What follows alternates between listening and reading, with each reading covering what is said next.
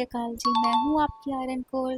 आज मैं आपके लिए लेकर आई हूँ एक बहुत ही ज़्यादा इम्पोर्टेंट वीडियो। बहुत बार आपने नोटिस किया होगा, हॉस्पिटल में बहुत सारे लोग कंफ्यूज हो जाते हैं कि कौन सा वेस्ट कहाँ पे डिस्कार्ड करना है। चलिए आज मैं आपको बताती हूँ कि कौन सा वेस्ट कहाँ पे डिस्कार्ड करना है with proper logic and reason. चलिए स्टार्ट करते हैं आज की वीडियो। जब भी कोई वाइल में से मेडिकेशन एक्सपायर हो जाती है तो सबसे पहले हमें वाइल को एम्प्टी करना होता है। वाइल को एम्प्टी करने के बाद ही उसको डिस्कार्ड करना चाहिए। हम में से बहुत सारे लोग मिस्टेक करते हैं, जैसे कि मेडिकेशन निकाली तो नीडल को वहीं छोड़ दिया। ऐसे नहीं करना, ऐसे बिल्कुल भी नहीं करना। Always mention date and time of opening. जब भी आप बोतल ओपन करो तो उस पर डेट और टाइम मेंशन करना इज़ वेरी इंपॉर्टेंट, क्योंकि विद इन 24 आवर उसको यूज़ करना है, उसके बाद उसको डिस्कार्ड करना है। डिस्कार्ड करने का प्रोसीजर अलग अलग फैसिलिटी में अलग अलग हो सकता है, लेकिन as it is plastic it will goes into the red container. किसी फैसिलिटी में इस एज इट इज़ डिस्कार्ड कर दिया जाता है और कहीं पर इसको सीजर से कट कर कर डिस्कार्ड किया जाता है, सो दैट ये फिर से यूज़ में कोई ना ले सके। It is disposable syringe and needle can be detached from it. इस कंडीशन में नीडल को शार्प कंटेनर में डिस्कार्ड करना है and as it is infected plastic waste it will goes into the red bin. इसके अलावा जितना भी अदर प्लास्टिक वेस्ट है, like the catheters, plain sheets and the plastic aprons, जितना भी प्लास्टिक वेस्ट है that will goes into the red bin. कभी भी नीडल या शार्प वेस्ट को अपने इजीनेस के लिए डिस्कार्ड नहीं करना किसी भी दूसरे कंटेनर में, बिकॉज जैसे कि हम डिस्कार्ड कर देते हैं, लेकिन जो अदर हेल्थ केयर प्रोवाइडर्स है जो वेस्ट से डील करते हैं, लाइक आर हाउसकीपिंग स्टाफ और जो बायोमेडिकल वेस्ट मैनेजमेंट होता है, उस टाइम पे किसी को भी निडल स्टिक इंजरी हो सकती है। That can be very severe. Okay, so always discard the needles properly or always discard the sharp objects, especially with precautions. Here is the list of items that will be discarded into the red bin. Yellow के लिए याद रखिए, incineration process means जिन items को जलाकर राख कर दिया जाता हो उन आइटम्स को हम येलो बिन में डिस्कार्ड करते हैं। लाइक जो ह्यूमन एनाटॉमिकल पार्ट्स होते हैं, एम्पुटेट करते हैं जब जो बॉडी ऑर्गन सेपरेट होता है उसको येलो बिन में डालना है। प्लेसेंटा येलो बिन में जाएगा।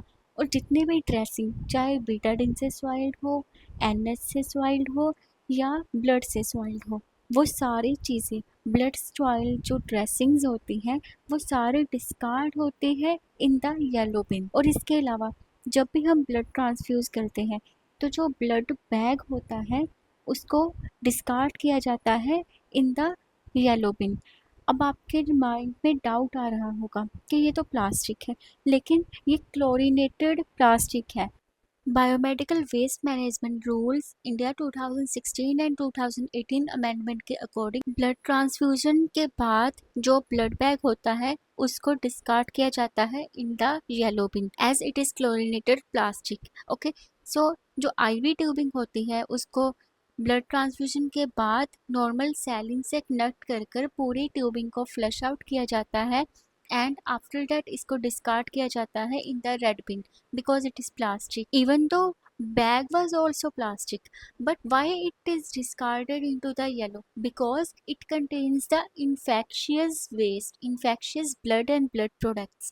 That's why. And one more thing, जब ब्लड ट्रांसफ्यूजन रिएक्शन हो तो इसको डिस्कार्ड नहीं करना, इसको एज इट इज़ पैक कर कर इन्वेस्टिगेशन के लिए भेजना होता है। ग्लास वाली जितनी भी आइटम्स होती हैं, like the ampoules, like this is the while और एनएस की बोतल जो ग्लास वाली होती है, इन सभी को डिस्कार्ड करना है in the blue container and it should be empty before discarding it. जितने भी मेटेलिक इम्प्लांट्स होते हैं एंड द ईसीजी इलेक्ट्रोड्स, उनको भी हमने ब्लू कंटेनर में डिस्कार्ड करना होता है। Sharp objects like the needles, needles को डिस्कार्ड करते हैं हम वाइट कंटेनर में जो कि डेडिकेटेड होता है शार्प्स के लिए। इसके अलावा इसमें ब्लेड्स भी डिस्कार्ड कर सकते हैं। Used syringes like insulin and enoxaparin जो इंजेक्शंस होते हैं उनकी जो नीडल्स है वो अलग नहीं होती, वो अटैच ही रहती है।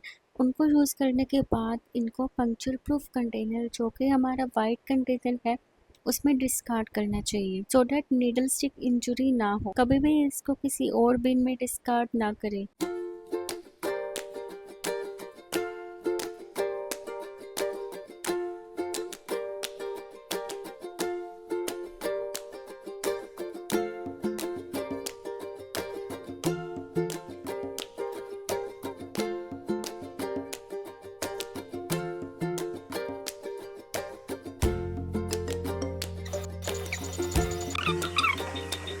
गाइस, ये गीला कचरा सूखा कचरा वाला नहीं है, ये है ब्रो बिन, जो कि हॉस्पिटल में यूज़ किया जाता है।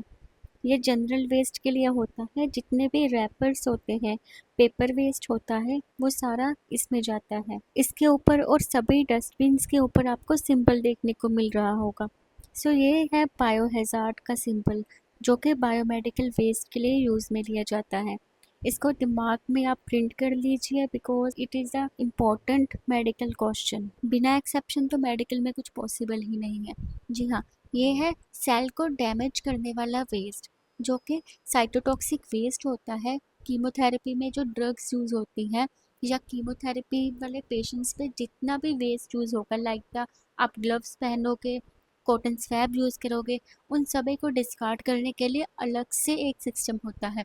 सो इनको येलो बिन में सभी को डिस्कार्ड करना पड़ता है, और इसके हाई टेम्परेचर पर इंसिनरेशन होता है। बट इसमें जो शार्प होता है, नीडल्स और ब्लेड्स मिक्स नहीं करते, उसके लिए डेडिकेटेड वाइट कंटेनर होता है, जो कि डिफरेंट होता है। ये आपको ऑन्कोवॉर्स में देखने को मिले। इस वेस्ट के ऊपर प्रॉपर लेबलिंग होती है, एंड इसका प्रॉपर डिस्पोज ऑफ होता है, एंड ट्रेन्ड पर्सन ही इसके साथ डील करता है।